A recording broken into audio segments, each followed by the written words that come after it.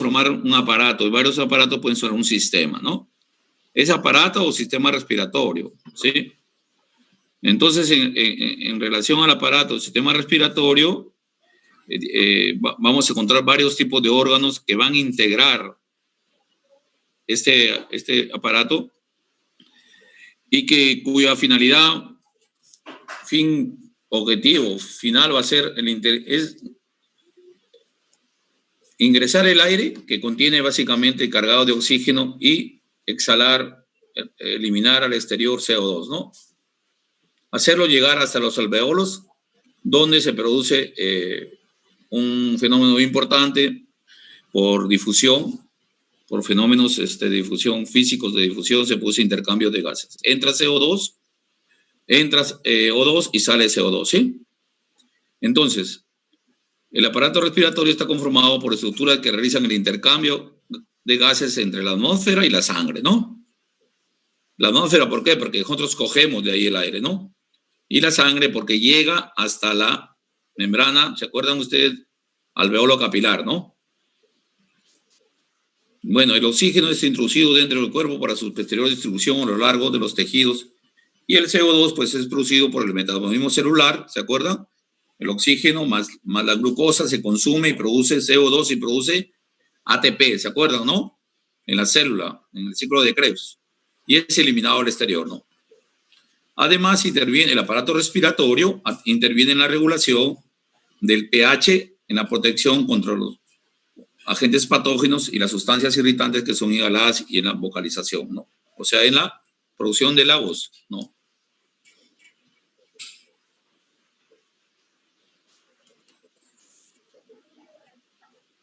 El aparato respiratorio anatómicamente está dividido en aparato respiratorio superior e inferior, ¿no? El aparato respiratorio superior empieza pues desde la nariz, fosas nasales, ¿no?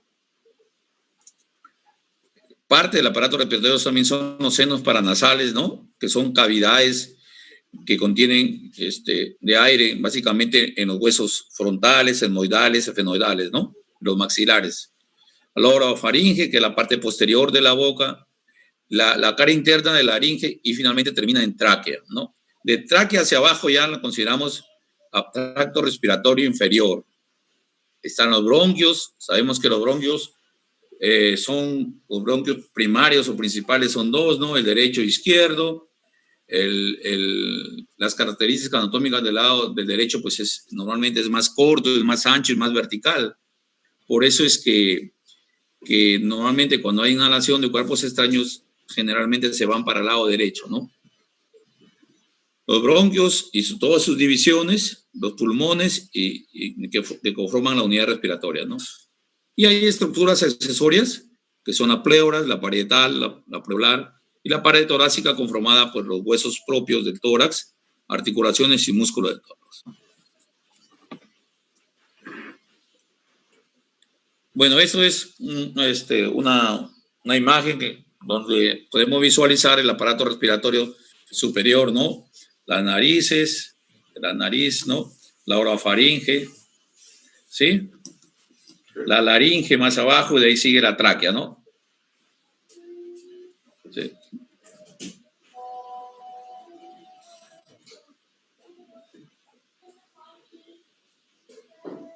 El aparato respiratorio inferior, como les decía, empieza después de la tráquea, los bronquios primarios, que son dos, uno para cada pulmón, que se dirigen hacia abajo y hacia afuera. Desde el final de la tráquea hasta ingresan en el hilo pulmonar. Como les decía, que el bronquio principal, el bronquio derecho es más vertical, más corto y más ancho que el izquierdo. Por eso es que normalmente, le vuelvo a repetir, cuando hay inhalaciones de cuerpos extraños, normalmente se van hacia ese lado derecho. Sabemos, ustedes lo saben, que continuamente los bronquios se dividen tienen más de 20 y tantas divisiones, ¿no? Divisiones hasta que termina en lo que se llama bronquiolos terminales y posteriormente en lo que es los alveolos, ¿no?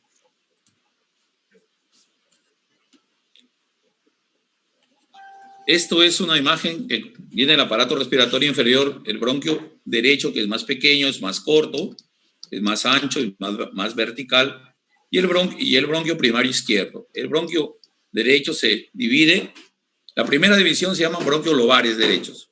El derecho tiene 3, superior, medio e inferior, y el izquierdo solamente el superior y el inferior. Después de los bronquios lobares, se dividen en bronquios segmentarios. Y en cada pulmón hay segmentos pulmonares. Cada segmento tiene un bronquio, o bronquios segmentarios. El pulmón derecho, pues 10, y el pulmón izquierdo, más o menos son 8.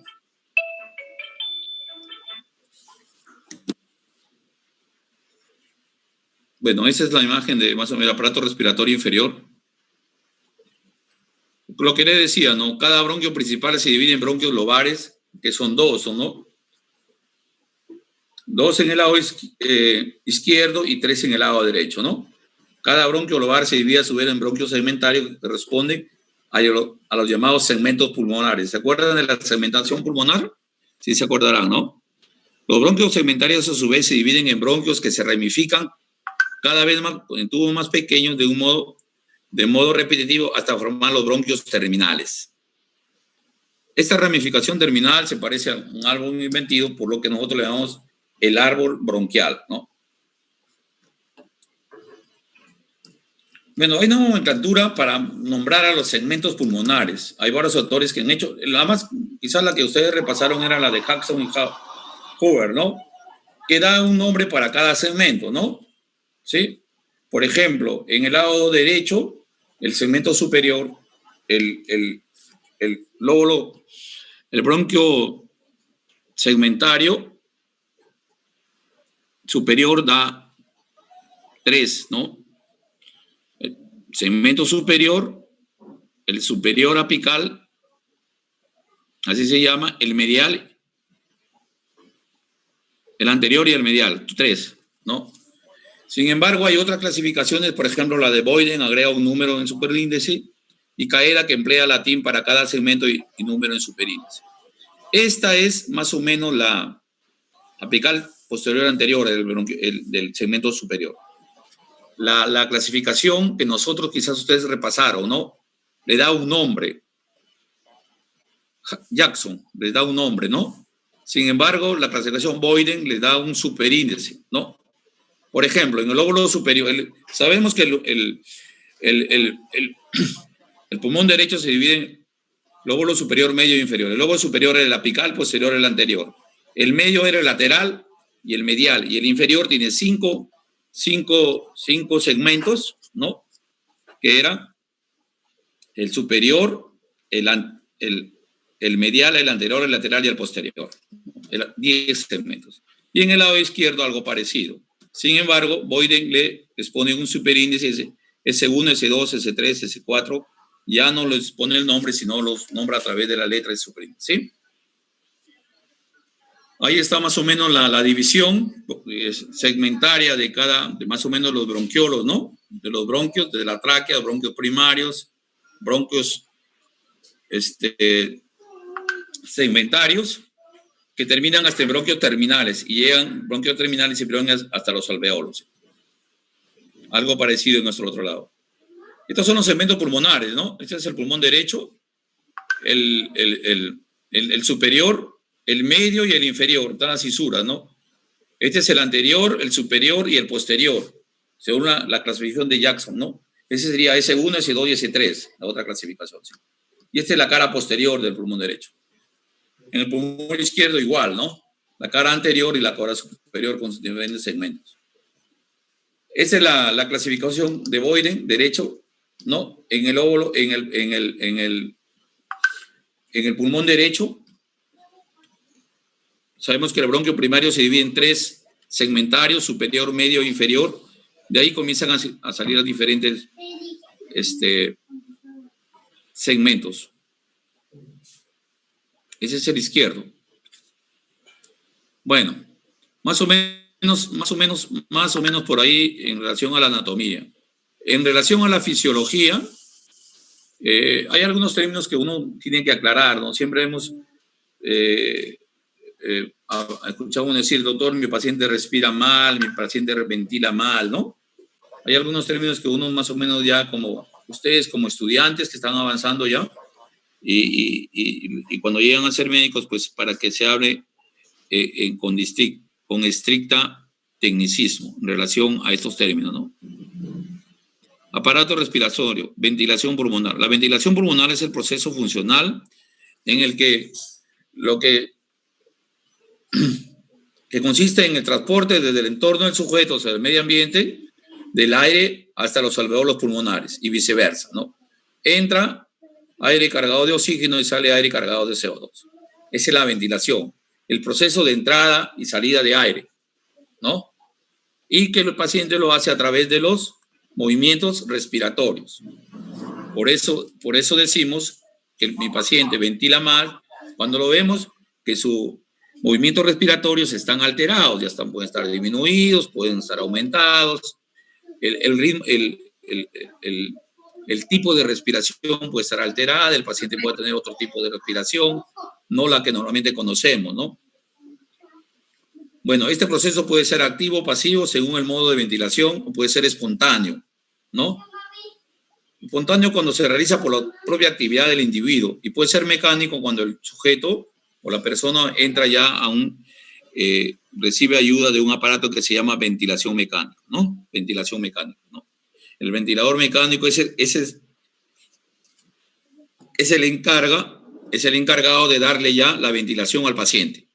Le inyecta aire y le retira aire, ¿no? Le inyecta aire, obviamente cargado de oxígeno, dependiendo de cuán mal esté la alteración oxigenatoria del paciente, y le retira oxígeno, ¿sí? Por eso se llama ventilación mecánica. Entonces, ventilación solo es la entrada y salida de aire a través del funcionamiento, básicamente, de los accesorios del aparato respiratorio, ¿no? De la caja torácica y básicamente de los músculos, ¿no? La caja torácica, pues que lo conforman los huesos, las articulaciones y básicamente los músculos. El músculo principal de respiración, como sabemos, es el diafragma, pero también hay músculos accesorios. ¿Cuáles son? Los intercostales internos, los intercostales externos, los abdominales, los rectos anteriores, los oblicuos también, que el paciente hace uso de estos cuando hay procesos de mala oxigenación, ¿no? Y que hoy en día lo vemos a cada rato.